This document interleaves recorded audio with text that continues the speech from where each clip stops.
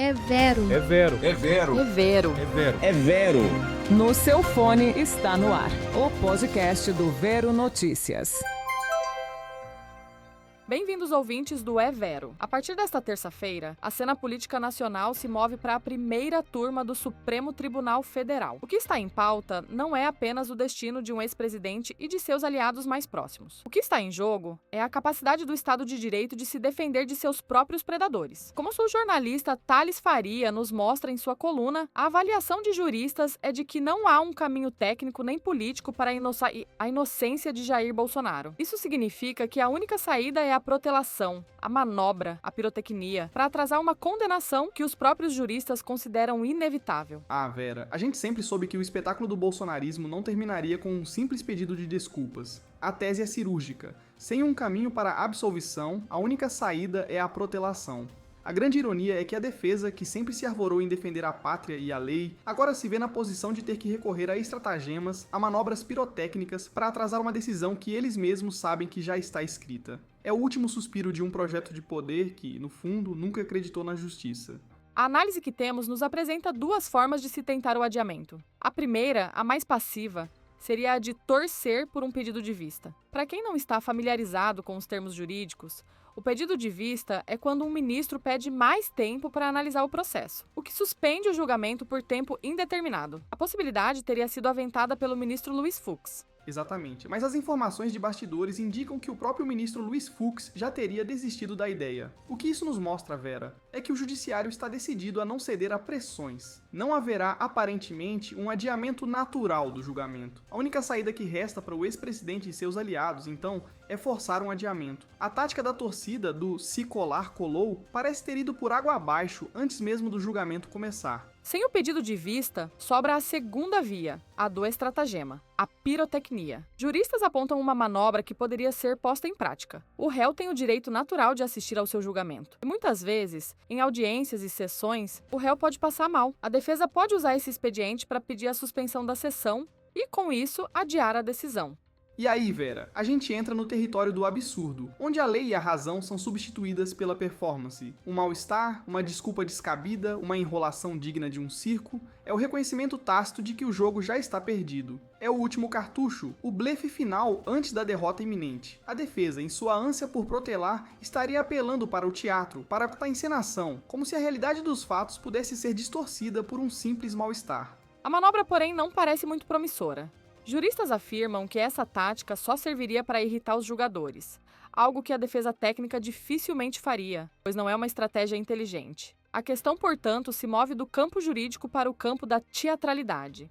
A conclusão é unânime, Vera. Um blefe tão óbvio não vai funcionar. A tática do mal-estar é o tipo de coisa que irrita, que cria um desgaste desnecessário e que pode, inclusive, prejudicar a própria defesa. A gente viu nos últimos anos que o judiciário brasileiro, especialmente o Supremo Tribunal Federal, não se dobra a esse tipo de pressão. A história recente nos mostrou que a lógica da razão prevalece sobre a lógica da negação e da afronta.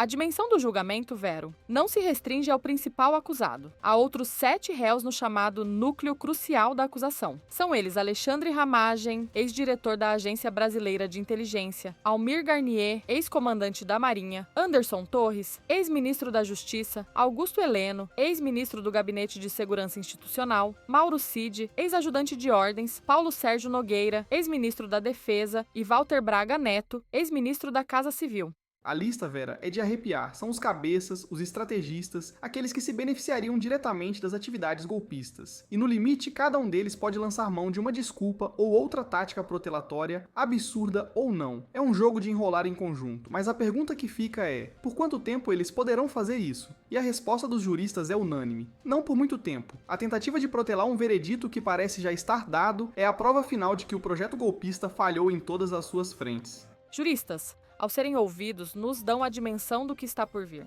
Antônio Carlos de Almeida Castro, o Cacai, vaticina: não acho que o Alexandre de Moraes vai cair nessa. O que ele quer dizer com isso é que o ministro relator do processo não vai ceder a esse tipo de tática. Ele tem demonstrado, ao longo dos últimos anos, uma firmeza inabalável diante de ameaças e pressões.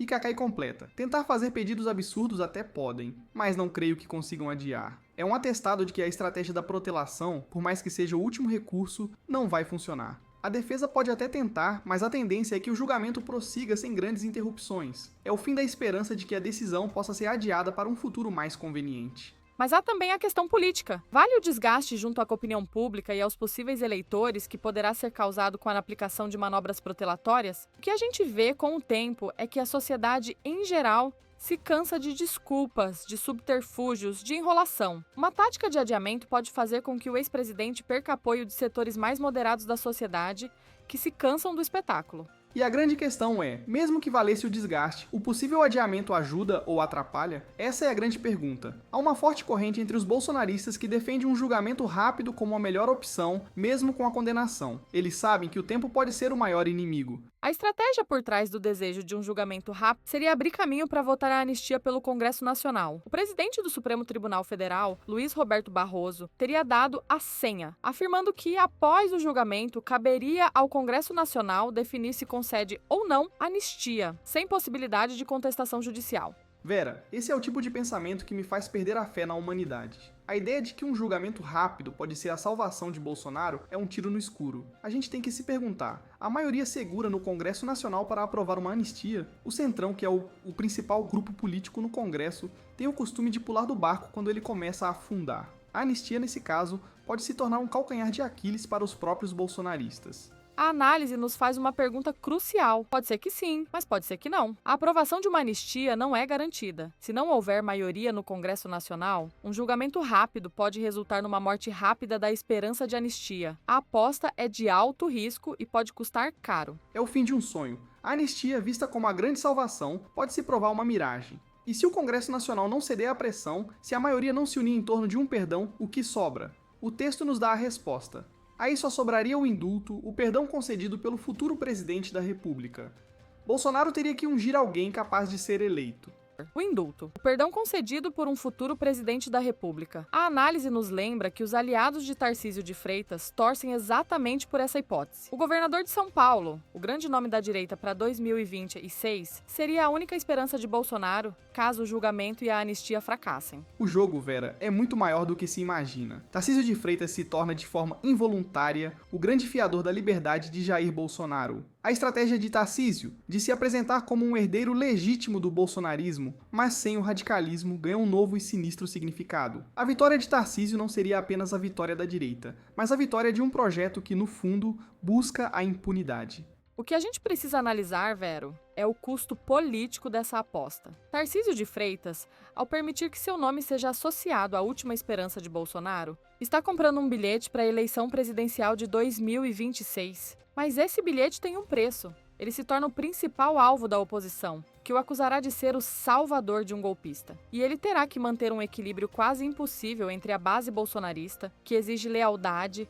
e o centro político, que exige moderação. E o pior, Vera, é que a história nos mostra que a política no Brasil é um jogo de traições. A aposta de Tarcísio em Bolsonaro pode se voltar contra ele. Se a base bolsonarista, que é volátil e movida pela emoção, se sentir traída em algum momento, ela pode abandoná-lo. E o centro, que é oportunista por natureza, só vai apoiá-lo se ele for o candidato com maior chance de vitória. Tarcísio está jogando um jogo de alto risco, onde a vitória é incerta, mas a derrota pode ser fatal. O futuro dele e o de Bolsonaro estão agora conectados por um fio tênue de ambição e esperança. A tática da pirotecnia, do adiamento, do blefe, tudo isso, Vero, parece ser uma tentativa desesperada de evitar o inevitável. Mas no final das contas, o julgamento vai acontecer, a sentença vai ser proferida e a história não vai ser adiada. O Brasil e o mundo estarão de olho para ver se a justiça de fato prevalece. A democracia, nesse momento, está em um teste de estresse.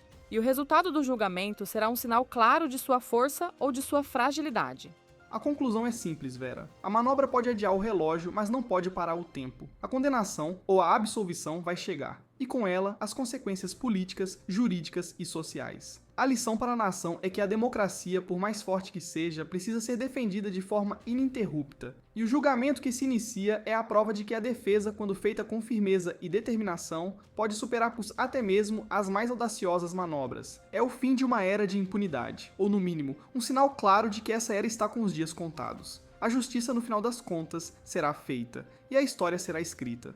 A lição que fica, Vero, é que Independentemente do resultado, o julgamento de Jair Bolsonaro não fará parte apenas da história do Brasil. Ele será um marco na definição de como as democracias agirão para defender sua existência. A política se tornou uma batalha de trincheiras, onde o objetivo não é conquistar o centro, mas mobilizar a base e aumentar a rejeição do adversário. E é com essa reflexão pesada que encerramos o nosso episódio. Lembrem-se, o É Vero estará sempre aqui para fazer o que o bom jornalismo faz: buscar a verdade por trás do palco. Até a próxima, e lembrem-se, os discursos mentem, mas os dados não. O poder, por sua vez, jamais esquece. E não se esqueçam, política e economia são nossos assuntos, a verdade, o nosso dever. E isso é Vero.